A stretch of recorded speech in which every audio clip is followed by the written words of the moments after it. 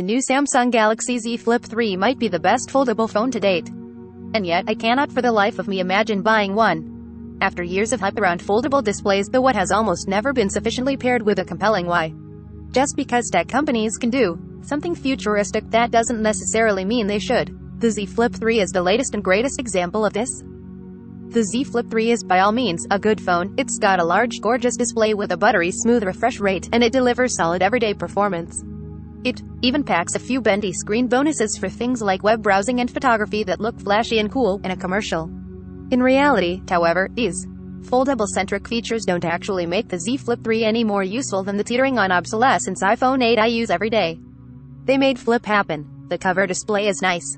Samsung's foldable journey has been an odyssey and a half up to this point. We all remember 2019's original Galaxy Fold, a gimmicky turd that cost nearly $2,000 without the guarantee that it would even work properly after a week, at least in the initial run of devices sent to reviewers. Its follow-up the next year, the Z Fold 2, was undeniably an improvement thanks to not being totally broken and offering some real novelty with variable screen sizes. But a similarly exorbitant price relegated it to the realm of really expensive toys that normal people don't need. The story is the same for the recently launched Galaxy Fold 3 2's pretty neat in theory and even in execution, but once again, too expensive and not life-changing enough to justify the cost. In the spirit of fairness, Samsung did accomplish just about everything it set out to here. The first Z Flip at least had novel and nostalgic value, but at $1,380 and with durability issues, it was still a tough sell. The same goes for the 5G version that acted as a weird stopgap between the AUG model and 2021's Flip. With the Z Flip 3, however, Samsung has finally addressed the price issue, selling the base model for $1,000. That's still a lot of money, but it's at least comparable to other normal smartphones, like the iPhone 12 Pro. In the spirit of fairness, Samsung did accomplish just about everything it set out to here. This is a folding phone that doesn't appear to be fundamentally busted and isn't comically expensive.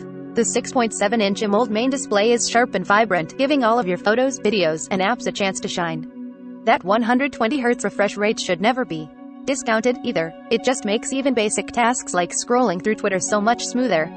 There's also a 1.9-inch cover display that's active when the Z Flip 3 is fully closed, showing users the time, weather, notifications, music, and other things that you might want to see at a glance. It's not huge, but it's big enough that you can get the gist of text messages or Twitter DMs. From a performance perspective, the Z Flip 3 sings thanks to 8GB of RAM paired with a Snapdragon 888 processor. I certainly didn't encounter any slowdown or hitching whatsoever in my time testing it. For reference, that same processor powers plenty of other flagships, including Samsung's own Galaxy S21 line, so it's no slouch. Photography is perhaps the only aspect of the Z Flip 3 where its foldable nature makes a difference. As for its imaging prowess, the Z Flip 3's rear dual-camera array 212MP lenses 1 ultra-wide comes with a full suite of software-enhanced photo tools, encompassing everything from nighttime photography to portrait mode and even AR doodling. Photography is perhaps the only aspect of the Z Flip 3 where I feel its foldable nature actually sort of makes a difference.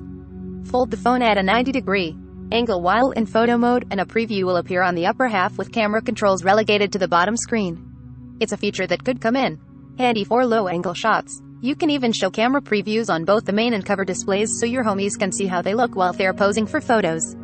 That's genuinely neat, I can't hate on that. But this phone also starts at $1,000. There are a lot of very nice, non-folding smartphones you can get for that much money or less. Samsung even makes some of them. The Galaxy S21 and Asus Zenfone 8 come to mind if you want to stick to Android. With the exception of a couple of nifty applications for photography, my entire experience with the Z Flip 3 left me wondering one thing: what is the point of all connecting the dots? The hinge makes a prominent dent in the middle of the display, visible even against a bright background like this. Let's take a walk down tech memory lane for a moment and examine another famous instance of what instead of why. Back in 2010, Microsoft released the Kinect motion sensing camera peripheral for the Xbox 360. All of its early marketing was centered around the idea that you are the controller. In other words, players could control games and navigate menus entirely with the movement of their bodies.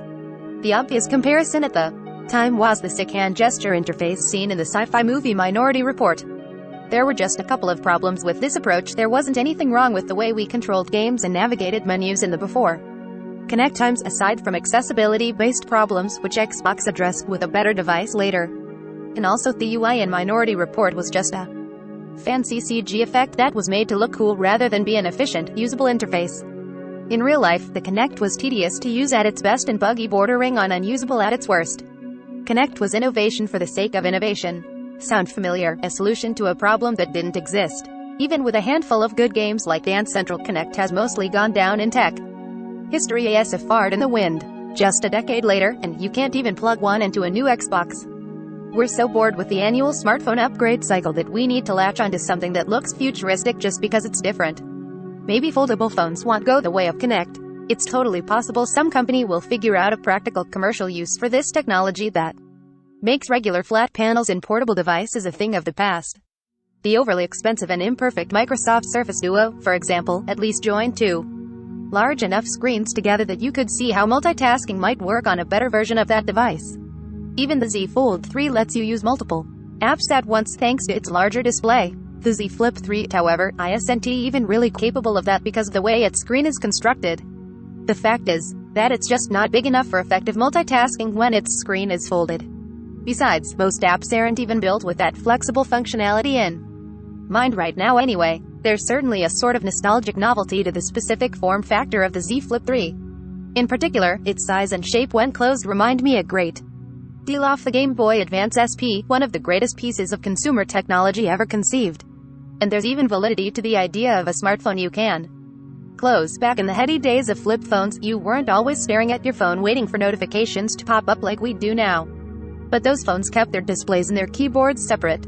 The Z Flip 3 is built around the notion that the entire display can fold in on itself, and that's supposed to be special. Instead of binary open and closed states, the phone purports to offer both a traditional flat smartphone experience and this weird, folded state where apps work differently, alongside the closed cover display-only position. As it turns out, neither of the ways to use the Z Flip 3, while unfolded, are ideal. The hinge hurts more than it helps. When you aren't taking photos, folding the Z Flip 3 into that roughly 90-degree angle typically crunches whatever app you're looking at to fit in the upper half of the display. The bottom half then becomes an empty void with some generic device controls like a volume slider and a screenshot button. It looks ugly and just isn't useful whatsoever. I tried reading our entertainment team's What If episode recaps this way, and the most it could fit on screen was the headline and maybe a whole paragraph depending on length. The upper half also isn't big enough to make this a good way to watch videos either. I don't think this is a great way to read anything. But let's stop beating around the bush and talk about that hinge. God, I hate it. Using the Z Flip 3 like a regular phone, fully unfolded, means that you'll constantly thumb over a very noticeable groove running horizontally across the exact center of the display. Oh, you want to check Twitter? Every few seconds you'll slide your finger over something that feels roughly like an air bubble in a screen protector you put on the wrong way. If that were the problem, at least you could fix it. Here, it's built into the device and can never go away. Even more unnerving is that while the screen can apparently withstand 200,000 folds, this technology is still new enough that I don't fully trust any foldable to last that long. You can't even smoothly and quickly open and shut the phone with one hand. Also, you can't even smoothly and quickly open and shut the phone with one hand. That most satisfying basic aspect of old flip phones isn't present here. Hard pass. I'll hold on to flat smartphones until the day I die if this is going to be the case with foldables going forward. There just isn't anything practically useful enough about the Z Flip 3's bending screen to justify having a permanent dent in the middle of the display. I felt the same way about the limited experiences I've had with other foldable devices too, such as the original Z Fold. It's like we're so bored with the annual smartphone upgrade cycle that we need to latch onto something that looks and feels vaguely futuristic just because it's different, even if the concept hasn't yet fully justified itself after 2 years in commercial smartphones. So go ahead and buy the Z Flip 3 if you want, as it's a perfectly competent machine that does what it tries to do. Who knows, maybe you'll enjoy reading half-sized articles and fiddling with an intentionally dented screen more than I did. I just want to go on the record now and state that I've never thought foldable displays were the future of smartphones, and the Z Flip 3 didn't do anything to change me mind. Sure, I might reconsider if someday some future foldable comes along without any noticeable crease, but it would still have to prove more practically useful than traditional smartphones for me to fully buy in. If that gets me on a tech version of freezing cold take somewhere down the line, then so be it. I'd welcome that.